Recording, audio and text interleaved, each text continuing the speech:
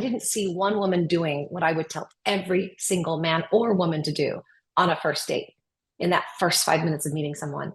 And that is get curious.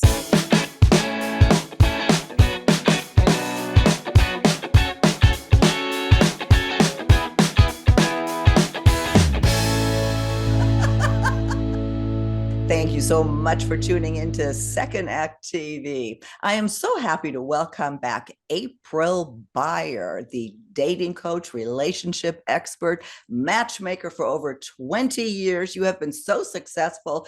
Even Dr. Phil calls you the best of the best. April, thank you so much for joining me again. Oh, Silke, it's so great to be back with you. Well, I am happy to be here. This is a great time to be talking about dating over 50 with the premiere of the Golden Bachelor. I think probably most people have at least heard of the whole Bachelor franchise. And this time they're actually focusing on, well, I say our age group over 50, that it even goes older than that. And that's what I want to talk with you about today. Is there anything you want to say before we get going here, April?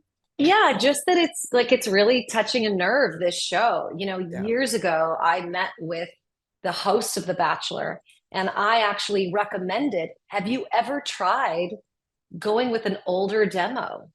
Because this is sort of the forgotten demographic. Like, Yes. let's talk to the people who are really, really ready for love. And, if you're talking about people over 50, 60, and 70, the road to love is actually shorter because of the life experience. So I think it's a really interesting thing. I think it's rubbing some people the wrong way, and it's definitely inspiring others. So it'll be fun to dive in. I know you posted or wrote an article posted about it, about three big dating mistakes that are being made on The Bachelor. So let's talk about that. Well, first of all, it is unnatural to place women in this environment. So what's going to happen is the best parts of themselves will come out and the worst parts of themselves will come out. So we have to give these women a lot of love and a lot of grace, because the highest level person, the most experienced dater, is still going to be awkward in that sort of manufactured environment, right? So I want to be sure that as we're talking about this and we're giving ideas to women, what can we see that these women might be doing wrong to get in the way of love, whether it's with this man or somebody else, right? Because what we want to do is we want to talk about how this is reflecting to the dating world in general. What are the sort of the points and the lessons we can learn from these women? But I want to make sure that we're not, I don't want to bash these women. These are all really lovely, nice women. They're really trying their best and they're putting their heart out there. But boy, do I wish I could be there in that house with them, whispering in their ear, being the Cyrano, and just saying, try this instead. So yes, I'd love to dive into it, because I did just post about the 3 things that these women are doing wrong on the show. Yeah, exactly. Well, number one here is they aren't curious enough. What did you mean by that? When you are in an environment, whether it's a date on camera or off camera, the perception of a date is, I need to perform for you. I need to tell you everything about me so that you can get my big story, so that you can love me or leave me. And so what people do on dates, and they're really doing it on The Bachelor, is they're front loading information to him. And I didn't see one woman, that, especially that very first night, I didn't see one woman doing what I would tell every single man or woman to do on a first date in that first 5 minutes of meeting someone. And that is, get curious. Don't talk about yourself, because we get to know you through the depth of your questions, not just your information. There were all kinds of telltale signs on his face, the way his eyes were moving, if he smiled, if he held back a little bit. So if you are in your curious space, you're going to pick up on those nuanced moments, and you're going to be able to say, oh, that touched you, or, how are you feeling, or what's going on with you right now, or, really what brought you here? Like, just giving him the chance. He said a lot of things, and has done so since, that were nuggets of gold, right? That these women could have picked up on in order Mhm. to make a connection with him, and they missed every beat. So the lack of curiosity was replaced with, here's my life. I'm going to give it to you in 20 seconds or less. Do you like it? And that's the worst way Worst thing. to have a first encounter. Such a great point. Such a great point, because we talk about that a lot, and one way actually to be more interesting is to show interest in someone. Don't just blah, all over somebody about yourself. April, the second one here said they are oversharing. Big no no. Yes. So Yeah. big no no. So, in the same vein as the lack of curiosity is the tendency to overshare. Mm-hmm. And what I'm finding is, and because we get to a vulnerable stage, right? Whether some of these women have been divorced or they've lost their partner, they're Mm-hmm. coming in a little fragile. Mm-hmm. And so what people do is they task the new person they've just met with the responsibility of carrying their heart. That's a lot of responsibility to Yep. give someone. So Well, when you overshare, a lot of women are oversharing their grief, their fear, their anxiety. I have been hurt. It's almost like putting up a warning sign in front of somebody that says, treat me delicately, because here's the experience I've had thus far, which has nothing to do with the person sitting across from you. mm-hmm. Not only does it do the opposite of what your intention is, which is to bring that person closer, but you actually make that person distrust you. Because when you overshare your grief or your mistakes, or you feel like you're not fully kind of strong in who you are, and that you're really ready to love and receive love, you give the other person this idea that you don't trust yourself. And when you don't trust yourself, we don't trust you either. Yeah. When I was watching that, and I so agree with you on this point, to me, that was so blatant that I wonder if they were coached on that somehow. Obviously this is TV, and there's coaching, there's direction. I mean, reality's never reality. It's entertainment, it's fun. But that was so blatant. And you have, certainly more experience in this than I do working with people. How common is that people do this? Well, people do this all the time. So Okay. in my matchmaking business, we have the post-date phone call, right? I get post-date feedback, 9 a.m. the morning after a date. Right. And then, of course, I then go and I call. And that's when the real work goes in. People think that if you're a matchmaker, you're setting up dates and it's love and flowers. It's a lot of coaching and advice post-date, seeing the mistakes people are making. And the two biggest mistakes people are making are actually kind of highlighted on the show. Mm-hmm. The lack of curiosity, the oversharing of fear. So one of the biggest mistakes is, I'm going to go out and be vulnerable. So I believe that they most likely got coaching, as you said, Silka. Yeah. Like, what if they got coaching to, show your heart, be vulnerable? Right. But everybody thinks that vulnerability is expressing pain and fear. Yeah, that's not it. No. Right? And this is why people are saying, I don't want to be vulnerable. I don't know this person. I need to guard my heart. When you guard your heart, it's like having a fortress around you. I always say, don't build the wall, because most men don't have a ladder. Right? I like that. So the expression of my anguish and my fear and my trepidation is not my vulnerability. That's just expression of fear. Vulnerability is simply your transparency. And that could be your transparency of your joy. If one of the women said, I had the best marriage, he's being more vulnerable. He's saying, with a smile on his face, I was so lucky to have this amazing, I just was gifted with this amazing one. That is also vulnerability. So when we're sharing our joy, and maybe we share a pain, but we have to learn how to wrap it, right? Wrap that pain so that you can let the person across from you know that you've got a handle on it too, that you're not tasking them to be the guardian of your heart. They don't know you well enough. It is too much responsibility. And so people do that all the time. Yeah, that's the best explanation I think I've ever heard of vulnerability. No wonder you're a keynote speaker. Yeah, I mean, you can know someone through that. If someone says, what happened with your marriage? Instead of going into the diatribe of what happened and how this person hurt you, and and you have every right to feel anger, anguish, or anger or sadness. You have that right, but you also have to learn how to sort of play that. It's a dance, right? How to relay that information to people. Yeah. And we have to have that delicate balance. And I say, to what end? If you're going to say something, you have to ask yourself, to what end? Why am I sharing this information? Yeah. Why is that? Exactly.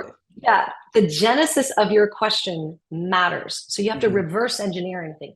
The genesis of your explanation matters. Otherwise, it just sounds like it becomes white noise to someone who doesn't have a foundation with you yet.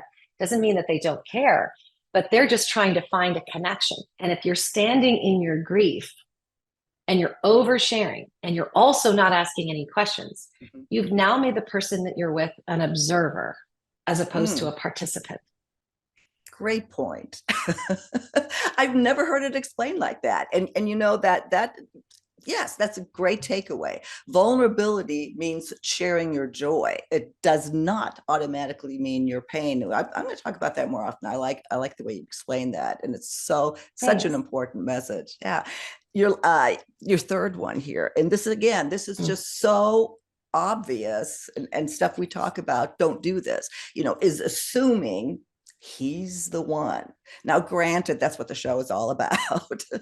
So I kind of get that, but also don't assume he's the one. I mean, this sends such a bad message, and rushing to everything. Everything is so fast.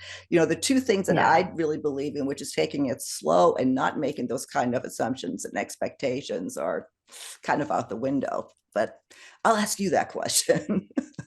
Well, anytime we meet someone new, we have to dance that line, right? Of being in it and being really excited and also not over indexing for the outcome. So when people say, I need to take this slow because I've just met you, what that says is, again, I don't trust myself and I'm going to hold back. So it's like, when we say slow, we have to also say, what does that mean? Does that mean slow with what I share? Slow with my body, slow with the amount of time and the frequency in which I see you? Slow can mean a lot of different things. So when I was dating before I met my husband, and I've talked about this a lot. I went all through my 20s and 30s single before I met my husband at 38. So I never said to somebody, I take things slow. I just took it in the pace that I wanted to take it, but I didn't voice that because that person didn't need to hear that. That's my own internal process. So the assuming he's the one is what a lot of people do. So what happens is they get overly excited.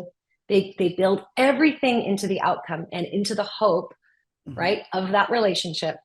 And if it doesn't fly, they're devastated because it isn't the loss of the person because they barely know him. It's the loss of hope.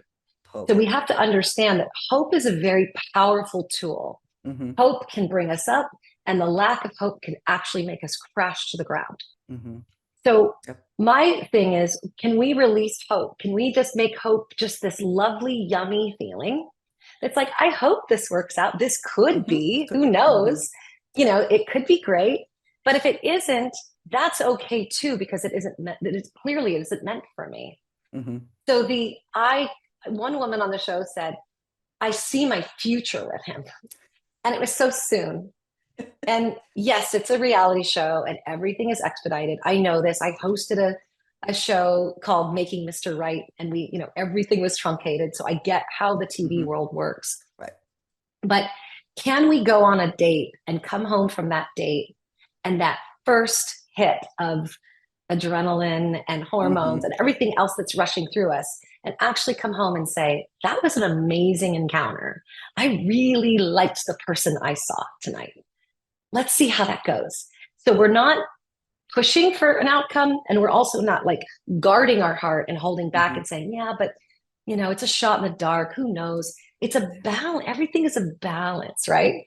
It's like everything in moderation. We've learned that about health and diet and exercise, but nobody taught us moderation in dating. I think your 3 points here alone give women such a great, and men for that matter, such a great mindset for where you need to be and not be, when you're dating. And again, I love what I love about the show. And I think I said that at the top of our interview here is that, we're finally focusing on the fact that dating later in life is good. It's okay. It's sexy. It's fun, because that has Yeah. been avoided for so long. And at the same time, when we do come back out, and now that this is such a huge hit and everybody's watching it, we just have to be aware again that it's not reality. And before we're starting to come to the end, but there's one other thing I want to ask you is about Gary. I was just going to bring up Gary. I get it. The show is produced for women, primarily for a female audience. And I think that they're showcasing a man that maybe every woman says she wants, but I don't know, April. He is so, oh, tell me more. He just doesn't seem like what men would really do. And I don't want our men to think that they need to be just like Gary. I think that's a bad message in and of itself. Not alone that I don't think he's over his ex-wife yet, over, the loss of his wife. Well, Gary is hitting a note, and he's hitting that note constantly. And Yes. what I'm hearing you say is it's reading as inauthentic to you. Mm-hmm. Okay. Yes. And it's my opinion. Totally my opinion. I get it. I see it too. Okay. I think it's part coaching, right? Mm-hmm. It's part producing. Right. I don't think he would be that way with everyone. Mm-hmm. We should be one person 24/7. But I think this overly effusive of like, how are you? And what's going on? I think it's colored a little bit. Mm-hmm. I do. Yeah. I would love to see that kind of varied a bit. And no, most men are not like that, ladies. So make sure that you don't have this fantasy that every guy is a Gary. Right. I also think he's overly touchy. He's not 100% listening either. So when you're trying so hard to be earnest and you're trying really hard to look and feel like you're caring, you could actually be doing the opposite, which is you're really not listening because you're going in to look like the nice guy. And women might be sharing something that's vulnerable or painful, and the timing isn't right. So I was watching an episode last night, and I saw a woman share something, and it was just the worst moment possible for him to reach out and start rubbing on her shoulder. He's very touchy, and he's leaning in too hard, and he wants to kiss everybody. And my takeaway on that is Gary is love starved. It's coming out in that behavior. It's coming out in the touch, the voice, the tone, a lot of things. I think Gary, my guess is he probably had a pretty good marriage. And he misses her. Yeah. And a lot of men, especially at that age, if they're being touchy-feely, even though the women want love, they also have to say, it's a little too soon to be in my space. Not the right time to try to go in and kiss me. And it's only because a lot of men connect through physicality. It doesn't make them bad or wrong, but that's how they do it. So women need to not think that that's necessarily a bad thing, or that it's not necessarily the thing of him like really liking you. And that's why you have to pace yourself. It could be that person is just lonely and love starved, right? Yeah. So it reads a little much for me too. And while we're at it, the through line is I don't see any confidence in most of these women. Yeah. It doesn't matter how old we are or what we've been through, or if we've had love and loss or divorce. Your confidence needs to remain. That needs to be 24/7. And it can't be dependent on your looks, your age, your marital or your single status, because your confidence comes from who am I at my core? I am blank, blank. I am kind. I am compassionate. I am intelligent. No one, nothing, no life event could take away those core attributes. So I would love to see these women just being more confident about who they are, because that's the sexy part. That's the woman that every man, and by the way, every woman wants to be with that man, when it's genuine, authentic confidence. You summed it up wonderfully. Is there anything else you want to add before we close? Just to say that, use this show as a launching pad. If you've been, if you're watching and listening and you've been sort of on the bench for a while because you're just exhausted and depleted by the apps or whatnot, pace yourself. Like there isn't any such thing as getting, quote, back out there.